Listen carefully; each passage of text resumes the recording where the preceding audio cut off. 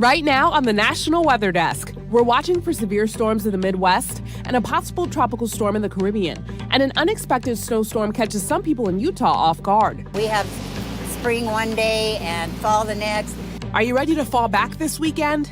Do you think it's time to stop changing our clocks twice a year? It has major public health implications surrounding sleep. See how the ongoing drought is affecting people in multiple states. It's adding up to one of the driest and warmest Octobers on record. There was plenty of rain for this year's apple season in New England. Record rainfall to start 2024 in Rhode Island caused some challenges for apple orchards. And have you ever seen a cloud waterfall? From our nation's capital, this is the National Weather Desk. Well, good morning and welcome to the National Weather Desk. I'm Janae Bowens. For the first time in quite some time, part of the country is looking at a risk of severe weather. In all, 37 million people are under some kind of threat. A 3 out of 5 threat is up for the area in orange, including Kansas City and Topeka. The severe thunderstorms will be capable of producing large hail, damaging wind gusts, and a few tornadoes. The area in yellow has a 2 out of 5 threat, including Dallas, Oklahoma City, and Tulsa. And tracking the tropics, we continue to monitor a disturbance in the Caribbean. It's located between Jamaica and South America. Not much has changed since yesterday. It still has a 40% chance of becoming a named storm in the next week. If that happens, it will be given the name Patty. Now, Election Day is 6 days from now, and turnout will likely decide who will win. And that's why the weather could play a major role. As of right now, the forecast calls for a large swath of rain to fall from Texas to Michigan and southern Wisconsin. Those last two are battleground states. Rain is also in the forecast in New York and parts of New England. Keep in mind, this forecast is likely to change, and we'll stay on top of it.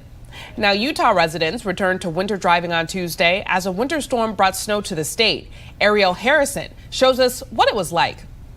You could feel it pulling your car. Fauna Johnson drove into work early Tuesday morning when snow was both flying and sticking in southern Utah County.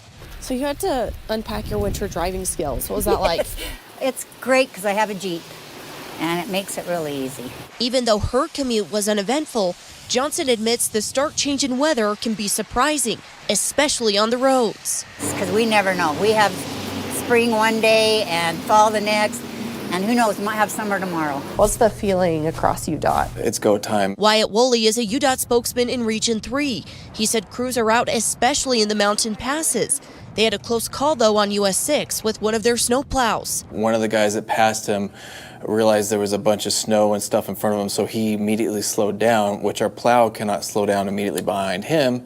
And so he clipped his wing, is what we call it, that reaches out from the plow. He said while both drivers are okay with minimal damage to the plow and other vehicle, things could have been a lot worse.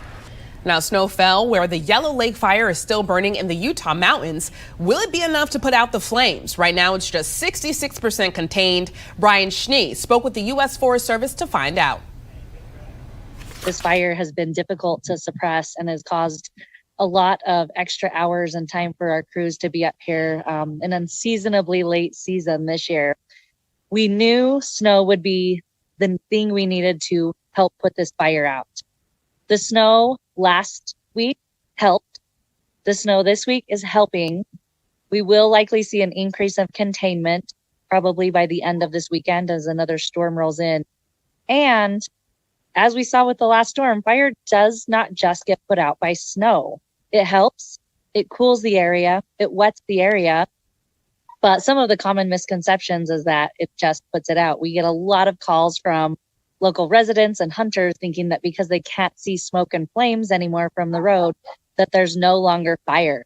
And one of the things we were seeing in the last storm is that even with active snow like we're seeing right now, we were still seeing trees torch and creeping and smoldering in the logs. So something we really trying to impress upon the public is the snow is wonderful. We need it. We need more of it.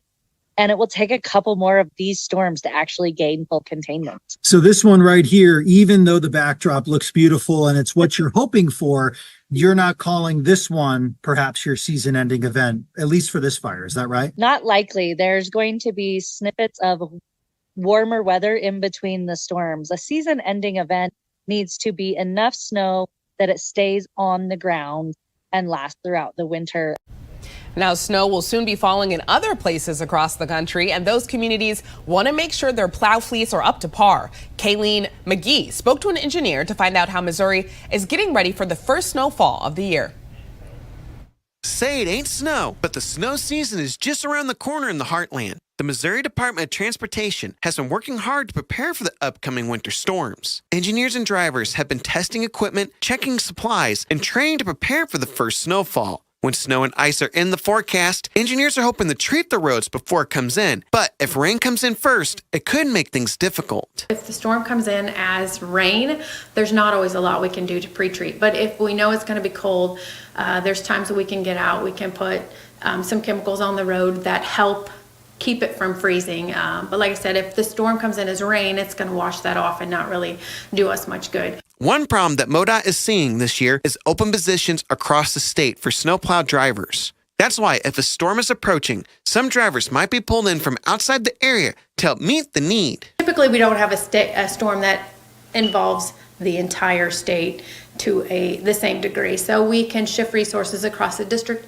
and we can shift resources across the state so that we can really focus on those areas that we know are going to be hit harder. And we do that for every storm. Once the snowfall starts, plows and trucks will start going out, cleaning and treating the roads. Crews will look to get to as many roads as possible, but the main highways will get treated first.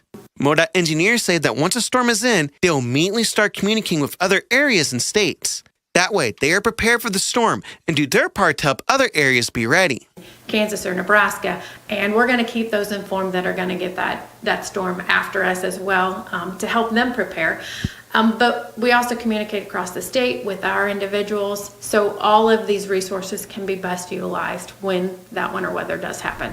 Now, this is the weekend we fall back, turning our clocks back 1 hour as we return to standard time. In recent years, more people are calling for the country to stop changing our clocks twice a year and stick to either standard or daylight saving time year round. Jackie Kent has more.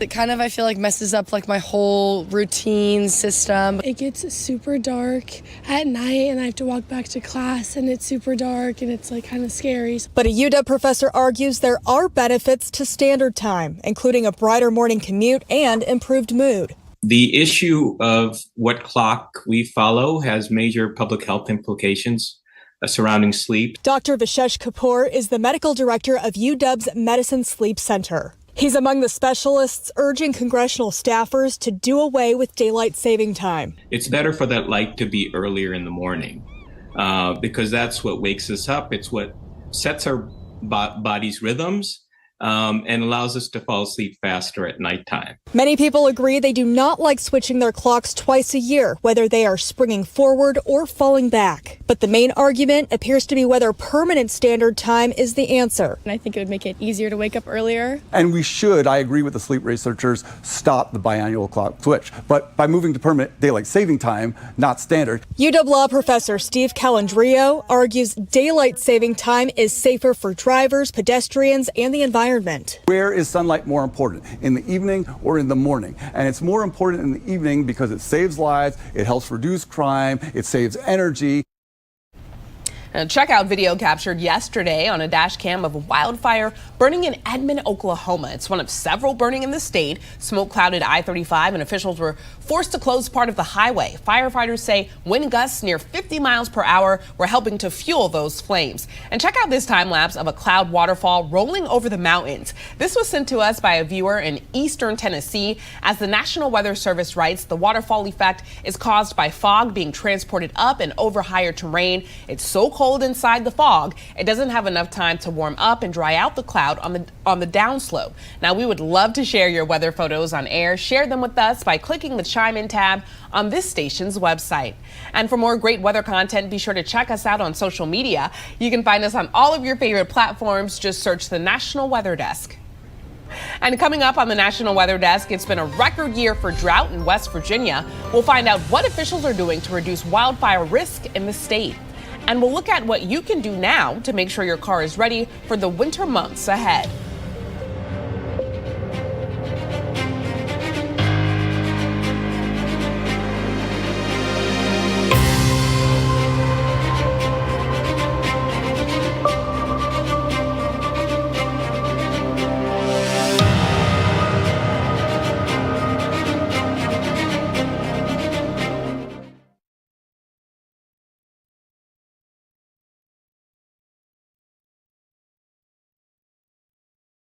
I'm meteorologist Charlie Lopresti with a look at the Northeast. Big temperature swings continue to be the big story in the Northeast this week. We had a warm front move through overnight. The back edge of the showers are exiting 2 o'clock this afternoon. We have developing sun for most of the Northeast, and look at the temperatures respond back into 70s. The warmest day of the stretch still looks to be Halloween. Temps will be in the mid to upper 70s. The prime trick-or-treat hours, we should be in the low 70s. This cold front could bring a shower early on Friday. I'm Chief Meteorologist Gerard Jabali. Here's a look at the Mid-Atlantic region. Your Wednesday and your Thursday are looking bone dry. We're not going to see any more rainfall for at least the next couple of days, but a cold front is approaching and it could bring us a chance for shower, but not until Friday. So we are warm as we make our way through your Wednesday. Highs in the upper 70s, low 70s in the mountains, and we'll see similar conditions even for your Thursday, starting out in the 50s, but will likely top out near 80 degrees.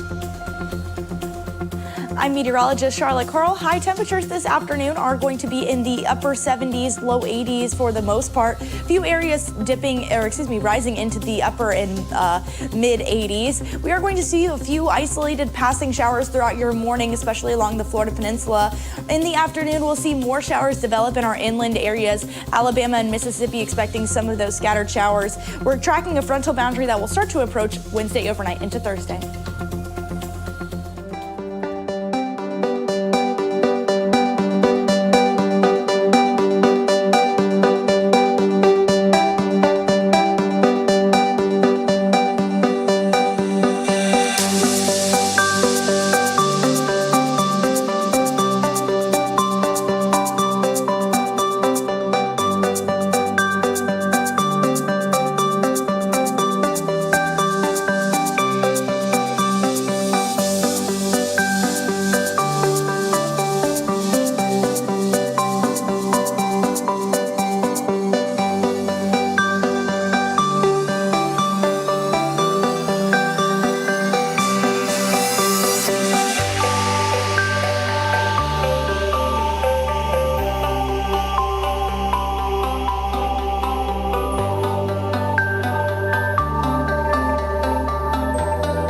Weather Window, presented by the National Weather Desk. A splendid sunrise near Little Rock features purple-hued clouds, no rain, but plenty of rich shades, and fall color in the Ozarks with a spooky season look thanks to steam fog, which forms when cold air mixes with moist air over warm water, cooling it down until it reaches full humidity, resulting in fog like this. For more content like this, follow the National Weather Desk on Instagram.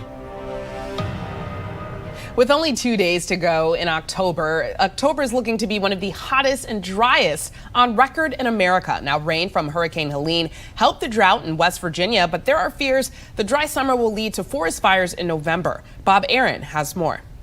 November arrives Friday, and it looks like our sunny and very dry October may end up being the second or third driest October on record in parts of West Virginia.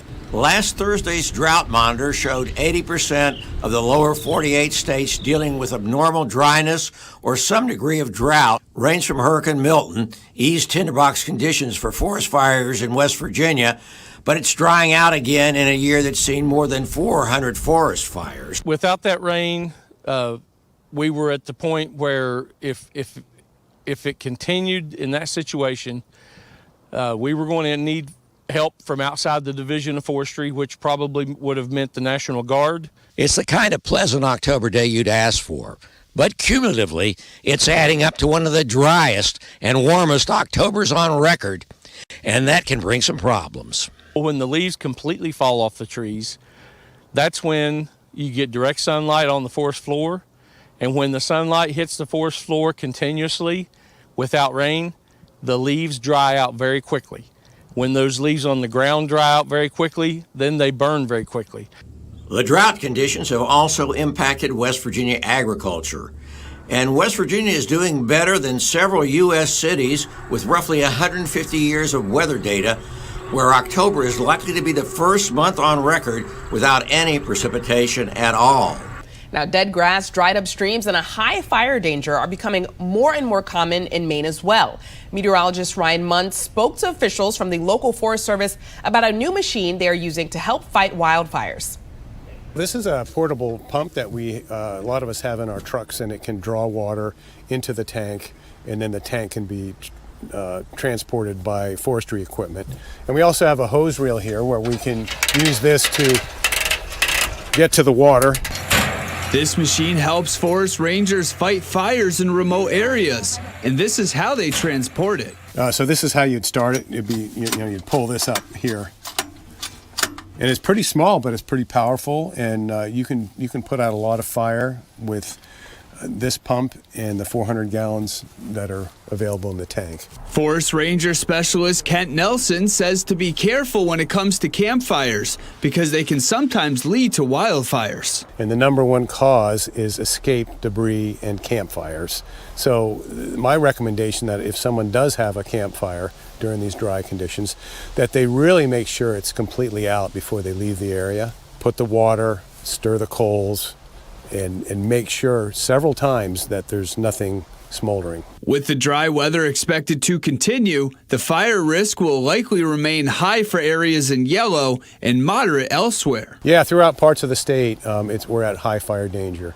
Some are at moderate, but how dry it's been, and with the uptick in winds and warm temperatures, it's a recipe for fire.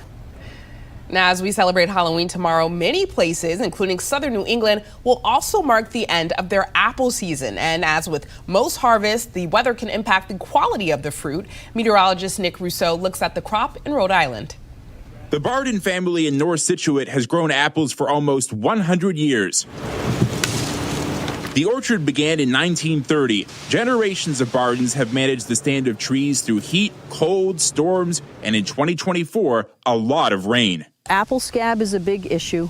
When it rains, it's constantly just dousing the fruit with wetness, and all of those conditions cause the fungus to just spread and spread and spread. Record rainfall to start 2024 in Rhode Island caused some challenges for apple orchards, but despite those issues, they still produce some great apples. It's great for growth, so the apples are pretty good size. Last year, we lost a lot to freeze, maybe 40 or 50%. Nearly half the crop lost to a freeze in May 2023. Customers glad to see the orchard's legacy lives on. It's beautiful here. So many delicious apples, lots to pick from. Hazel's finally tall enough that she can actually pick her own. Here at Barden's, the fruit is expected to hold out until early November. Until we get 3 23-degree nights. That usually takes the apples. Barden does remember an unseasonably warm fall in 2004 when picking continued into December, perhaps a sign of our changing climate. But don't count on that happening this year. The Department of Natural Resources gathers fish population and other data across the Great Lakes. Now, soon the Research Center in Michigan will have a new and improved boat to help gather that information. Meteorologist Trevor Robideau gives us an up-close look at the new vessel. For over 55 years, this DNR vessel in Charlevoix, the SV Steelhead, has seen a lot of action. With a full crew of researchers, technicians, and fish biologists, this vessel takes to the Great Lakes every year to survey fish populations and complete research for a variety of different partners. Our data is used to inform stocking decisions for Chinook, coho, sometimes lake trout, brown trout, steelhead, possibly regulations like a size limit or a possession limit. And those have changed throughout the years for certain species like lake trout to try to stay within harvest limits. To do so, this vessel is equipped with loads of electronics and equipment used to bring in fish or assess the numbers of fish and determine the different species being sampled. But after more than 5 decades of service, this vessel is outdated. Parts are too hard to come by and repairs are more frequently required. Not only are the engine types they're not being made, but the parts to maintain them are no longer available. So, in cooperation with local Moran Ironworks based in Michigan, a new vessel with standardized equipment and a few notable upgrades will be made. We're planning on putting in a Seakeeper, which is an instrument that's used to counter the effects of the wave energy, so the boat won't be as tippy. So hopefully it'll be a safer, steadier platform. What we're envisioning is this is going to allow us to get out in the field more often. The new vessel will also include solar panels and standardized gear while being more fuel efficient, allowing the DNR to take to the Great Lakes more frequently. One of the things we're all looking forward to is several years of smooth operation and not having to deal with some of those repairs that come with an old vessel. And as we head to break, we take in views above a pumpkin patch in northern Michigan.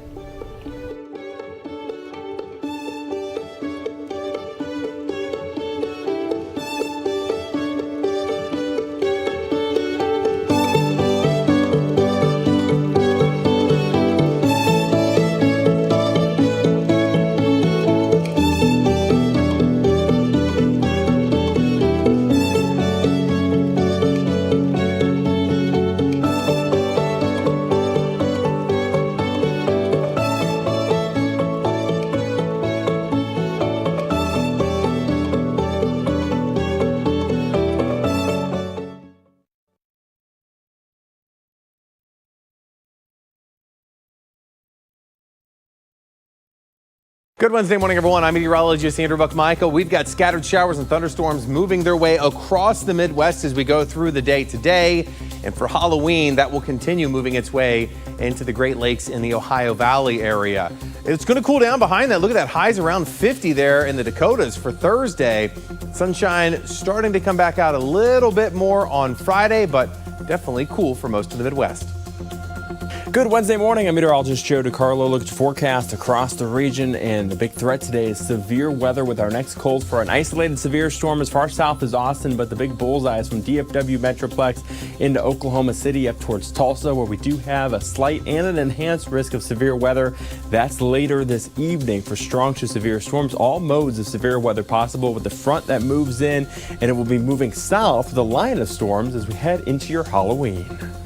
Well, hi there, everybody, and a good Wednesday morning to you. I'm meteorologist Shannon O'Donnell. Out west, it's getting cooler. We're continuing to balance out all of the heat sitting over the Mississippi River Valley. Look at Denver just at 42 with some snow. Up in the high country of the Rockies today, and Phoenix finally cooling down to a reasonable 76. We've got a big front coming into the Pacific Northwest that's going to make for a wet and windy day up and down the I-5 corridor. And that's the scene from here.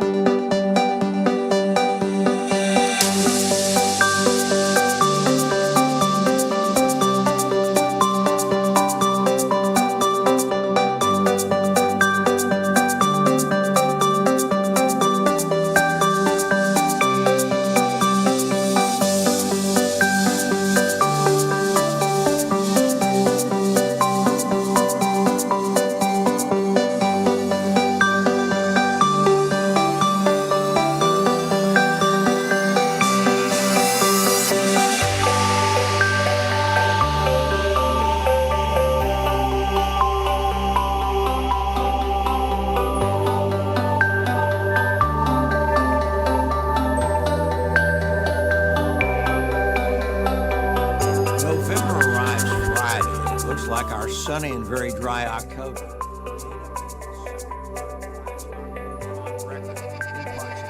Now, as we get closer and closer to winter, it's time to start thinking about cold weather driving and the hazards that come with it. Meteorologist Grayson Freund spoke to officials in Iowa about tips on how to prepare for the ice months ahead. Like our sunny and very dry October may end up being the second or third driest October on record in parts of West Virginia. Last Thursday's drought monitor showed 80% of the lower 48 states dealing with abnormal dryness or some degree of drought. Rains from Hurricane Milton east.